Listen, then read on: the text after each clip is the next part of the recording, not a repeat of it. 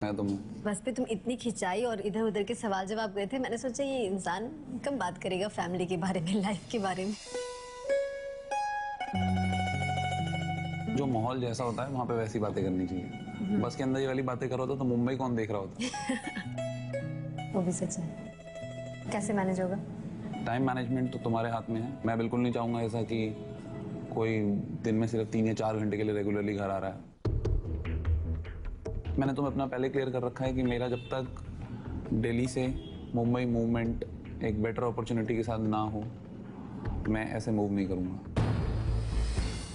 ये एक इशू है जो दोनों के बीच रह सकता है, पर मैंने सोचा कि रतन को इस बारे में साफ साफ बता देना ही बेहतर है, क्योंकि दोनों की लाइफ का सवाल है। मैं एक बात सामने बोलूं? मैं अनकंफर्टेबल हूँ। अभी भी अनकंफर्टेबल हो? हाँ, थोड़ा थोड़ा। तो अच्छी बात है तुमने बोला। नापसंद क्या क्या है वो बताओ। नापसंद? झूठ नहीं पसंद। मुझ में मैं कह रहा हूँ। तुम में क्या नहीं पसंद? हाँ। बाप रे, बहुत कुछ है। लेकिन गुस्से में तुम सुनते नहीं हो। मैं बताऊं तुम्हारे नेगेटिव जो मुझे लगते हैं? बताओ। तुम्हारा गुस्सा ना किसी भी बात पे आता है, और फिर तुम उन्हें बताती भी नहीं हो कि मेरे को ये बुरा लग गया। ये बात मुझे बुरी लगती है, क्योंकि मेरे पास शब्द नहीं होते, मैं एक्सप्रेस नहीं कर तो सकती। वही, अब जब तुम एक्सप्रेस और करोगे छुपा भी नहीं सकती अगर मुझे। राइट वो मेरे को पता है, तो वो एक्सप्रेस करना चाहिए ना तुमको। मुझे खुद भी नहीं पता चलता कि मुझे कुछ बात बुरी लग गई है और वो अंदर रह जाती है, तो बस इतना ही होता है कि मैं उस इंसान के साथ या तो थोड़ा चुप हो जाती हूँ या फिर थोड़ा डिस्टेंस आ जाता है, मैं कम बात करती हूँ, या मैं जैसे हूँ नॉर्मली लाइफ में मैं वैसे बिहेव नहीं कर पाती। अच्छा, एक काम करते हैं, तुम अभी अभिनव शर्मा नहीं हो, ठीक है? स्वयंवर में भी नहीं हो। स्वयंवर में एक अभिनव शर्मा है, एक अनुपम है, एक दीपक है, और तुम मेरे दोस्त हो। तुम्हारा नामकरण करते हैं। तुम्हारा नहीं, नहीं नहीं मैं अभिनव शर्मा था। एक सेकेंड, नहीं, मैं तुम्हारा निकनेम क्या है? नहीं, वो सब बातें यहाँ ना लाओ। गोलू? नहीं, तुम गोलू हो।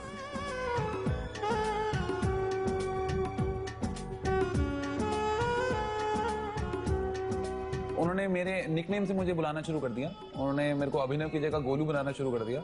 इससे मैं काफ़ी एम्बैरस हो रहा था, पर मुझे समझ आ रहा था कि वो मेरी टांग खींच रही हैं, और जब दोस्ती दोबारा से हो जाए तो इसी तरह की नोकझोंक चलती है, इसी तरह से मस्ती मजाक चलता है, और यही है दो अच्छे दोस्तों की निशानी। ठीक है, तो गोलू मुझे बताएगा कि गोलू को अभिनव शर्मा अच्छा लगता है या दीपक पंडित अच्छा लगता है या अनुपम सिंह कुशवाहा अच्छा लगता है मेरे लिए। टफ है यार, तीनों की अलग अलग क्वालिटीज हैं। अगर बिल्कुल ही एक वेल सेटल्ड लड़का जो कि 24 घंटे मस्ती मजाक करते रहे और बुरा मान के भी बैठ सकता है, तो अनुपम। और अगर एक लाइफ में बिल्कुल खुल के जीना, नो टेंशन, बिल्कुल बिंदास, कुछ करने की जरूरत नहीं है, ऐश, तो दीपक हो सकता है। अच्छा, प्लान बहुत ज्यादा नहीं है उसकी लाइफ में कि? ऐसा मुझे लगा, हो सकता है ऐसा ना हो, मैं गलत भी हो सकता हूँ, भगवान तो हूँ नहीं। और गोलू हो तुम। अभिनव शर्मा गुस्सा भी करता है, साफ बोलता है, और हंसी मजाक भी बहुत करता है, मेरे ख्याल से तुम्हें पता ही है। थोड़ा सा शाय हूँ, सबके सामने नहीं कर सकता, तुमने देखा ही होगा, मैं तुम्हारे से जब अकेले में मिलता हूँ तो कैसे रहता हूँ, और जब औरों के सामने रहता हूँ तो कैसे रहता हूँ, वो शाइनेस है। बस अगर इस तरह का चाहिए तो नहीं। ये तो तुमने बताया कि तीनों कैसे, मैं पूछ रही हूँ कि गोलू मेरा फ्रेंड है, उन 3 में से चुनकर बता दो कि कौन मेरे लिए ठीक है। तुम बोलो कि हाँ रतन तुम्हें ये ज्यादा खुश रख सकता है। बताओ, ऑफ कोर्स मैं ज्यादा ठीक हूँ। फिर मैं कहाँ से आ गया, तुम तो गोलू हो। ओ, आज तो फंसा रही हो बार बार। हाँ, अभिनव शर्मा से ज्यादा ठीक है। अभिनव शर्मा बिल्कुल खुश रखेगा। और क्या, ये कोई पूछने की बात? पर मैंने क्लियरली तीनों लड़कों के बारे में रतन को बताया, और मैंने कोई झूठ नहीं बोला। जो जेन्युइन क्वालिटीज लड़कों की हैं वो बताई, और जो उनमें कुछ प्रॉब्लम्स हैं वो भी बताई। साथ ही साथ मैंने अपनी प्रॉब्लम्स भी बताई, और ये बोला कि मैं आपके लिए बेस्ट हूँ। सब पूछ लिया?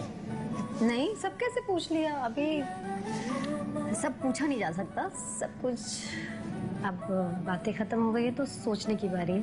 थोड़ा तुम भी सोचो, थोड़ा मैं भी सोचती हूँ। तो फिलहाल चलते हैं, शाम को सबके साथ मिलेंगे, ठीक है?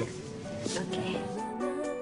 शादी के लिए अब सिर्फ चंद ही दिन बचे हैं, और जो भी आगे हो वो अच्छा हो दोनों के लिए। अगर मुझे चुनती हैं तो मेरे लिए भी बहुत अच्छा, उनके लिए भी बहुत अच्छा, और अगर वो मुझे नहीं चुनती तो मैं चाहूंगा कि जिसे वो चुने उसके साथ वो हमेशा खुश रहें। जो रतन से मिलने आए हैं वो आ सकते हैं प्लीज।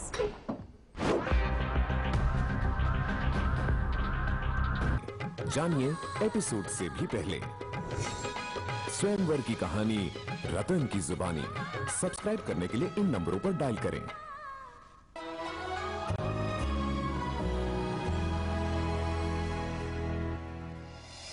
हाय रशु।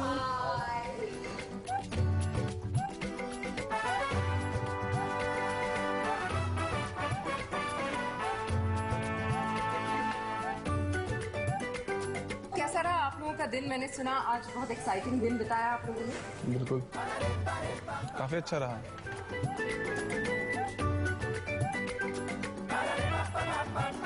एक एक अच्छी बात तीनों के बारे में सबसे अच्छा क्या लगता है? माता पिता के भक्त हैं, शहर को बहुत प्यार करते हैं, एस्टैब्लिश्ड हैं। दीपक पंडित, मुझे कहीं ना कहीं से इनका थोड़ा कम बोलना अच्छा लगता था। अभिनव काफी प्रोटेक्टिव है, अपने लिए भी दी फैमिली के लिए भी, जो कि इनकी बहुत बड़ी क्वालिटी है। आप लोग बताओ, पहले दिन जब मिले थे, आज का दिन, क्या नया पता चला रतन के बारे में जो सबसे ज्यादा पसंद आया? बसंती बोलो।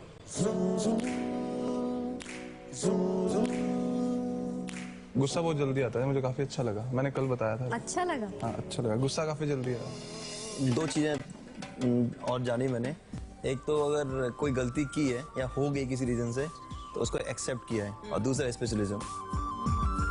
अगर इनको, जैसे मैं कोई ऐसी बात करूं थोड़ी पढ़ाई लिखाई से या थोड़ी मैथमेटिक्स से रिलेटेड, तो ये एकदम से खुद ही बोल देंगे, देखो मेरे को अभिनव ये मत समझाओ, मैं तो 0 अंडा हूँ मैथ्स में, मुझे ये सब समझ नहीं आता है। ये चाहे तो उस बात को इग्नोर कर सकती हैं, बट एकदम सफाई से बोल देती हैं कि मेरे को ये चीज़ नहीं आती है। अपनी बुराइयों पे पर्दा नहीं डालती हैं, जो कि एक बहुत अच्छी क्वालिटी है। बहुत कम लोग ऐसे होते हैं जो अपनी गलती मानते हैं, और जो अपनी गलती मानते हैं वो लोग मुझे बहुत अच्छे लगते हैं।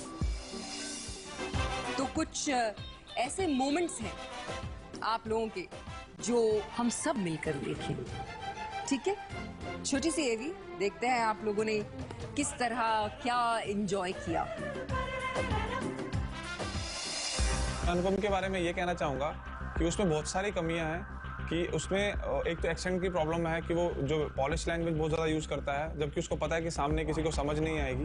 दूसरा, उसके वो बहुत ही गंदे जोक्स मारता है, मेरा नाम अनुपम है, हा हा। तो ये बिल्कुल मुझे समझ नहीं आ रहा अनुपम के बारे में कि वो कैसा चाहता है, वो क्या है और क्या चाहता है वो। अनुपम कुशवाहा एकदम फेक बंदा है, जो कि स्वयंवर में सिर्फ फेम के लिए आया। अभिनव के बारे में बोलना चाहूंगा कि पहली बात तो वो इतना नेगेटिव है वो, कि जिंदगी में शायद ही उसने कोई पॉजिटिव बात सोची होगी, और काफी फ्रस्ट्रेटेड हो जाता है वो। अब मुझे लगता है वो शादी के मूड में है, यहाँ पे वो घूमने फिरने आया है। अभिनव मुझे बिल्कुल पसंद नहीं है, क्योंकि रीज़न ये भी है उसका एक कि ना वो हमेशा सेटिस्फाई नहीं है किसी चीज़ से। उसकी प्रॉब्लम ये है, अगर कोई चीज़ उसके पास नहीं है या उसको कोई चीज़ नहीं मिलती है, उसमें भी उसको प्रॉब्लम है, और अगर वो चीज़ उसको मिलती है उसमें भी उसको प्रॉब्लम है। स्वयंवर के दौरान मैंने ये देखा कि दीपक बिल्कुल इनएक्टिव थे, वो कुछ कर ही नहीं रहे थे कि रतन उन्हें बहुत अच्छे से समझ पाती। तो दीपक अपनी इनएक्टिविटी की वजह से शायद यहाँ तक पहुँच गए हैं। अगर मेरे परिवार में शादी हो रही होती तो शायद दीपक के साथ कभी सोचता भी नहीं, क्योंकि वो कुछ कमाता तो है नहीं। ऑन स्क्रीन ऑफ स्क्रीन बिल्कुल डिफरेंट होता है। जब ऑन स्क्रीन होता है तो कुछ बोलता नहीं है, इससे उसकी ड्रॉबैक्स बाहर नहीं निकल पाते हैं। आप लोग कुछ कहना चाहेंगे? मैंने तो जो बोला है सच बोला है। उसकी सोच है, नहीं पता। तो मैं हमेशा शुरू से बोलता हूँ, रतन को भी मैंने यही बोला। वो मैं डिसाइड करता हूँ कि जिंदगी मुझे कैसे जीनी है। अगर मुझे जोक मारने हैं, अगर मुझे लगता है कि मैं उससे खुश हो सकता हूँ तो मैं कर रहा हूँ। अभिनव, वैसे पर्सनली अगर मैं बताऊं तो अनुपम की डेट के अलावा मेरे को कभी किसी की डेट से जेलसी नहीं हुई।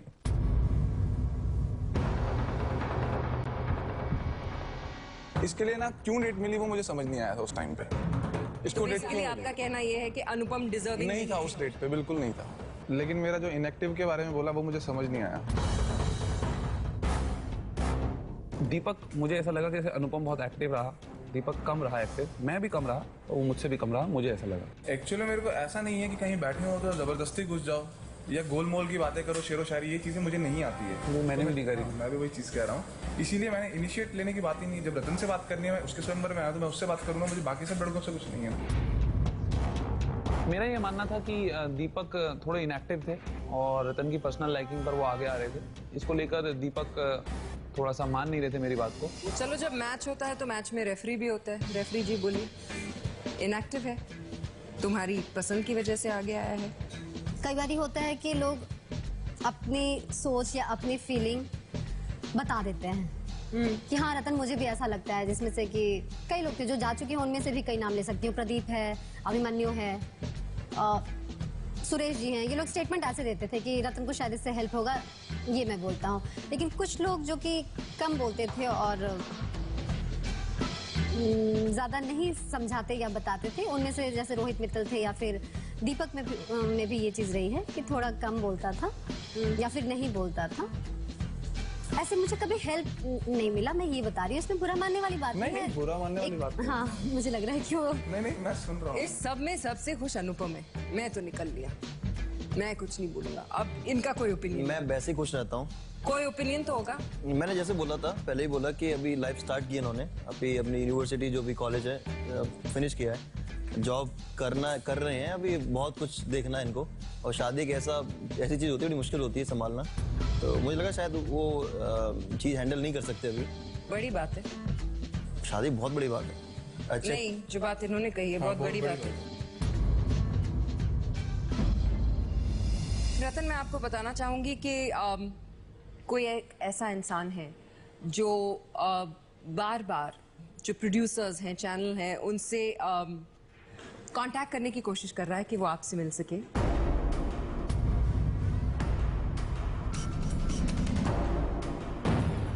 एक बार उसे इजाजत दी जाए कि वो आपसे मिले, कुछ बातें करें।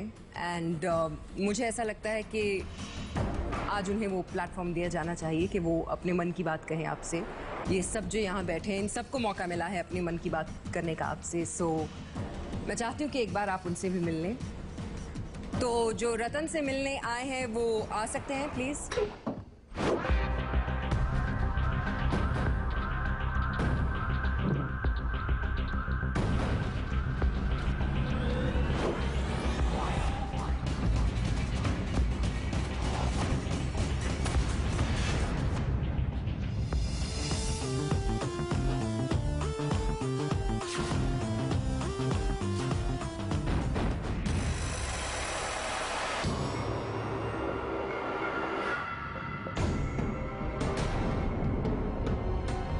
मेरी शादी नहीं हुई रतन से, वरना तो यहाँ बैठा नहीं होता अभी। मैं आपको एनालाइज करता हूँ कितना बड़ा पागल है जो कि दोबारा पागल यहाँ आ है। गया। मैं पागल हूँ और मैं रतन के लिए पागल हूँ, इसलिए आया हूँ मैं।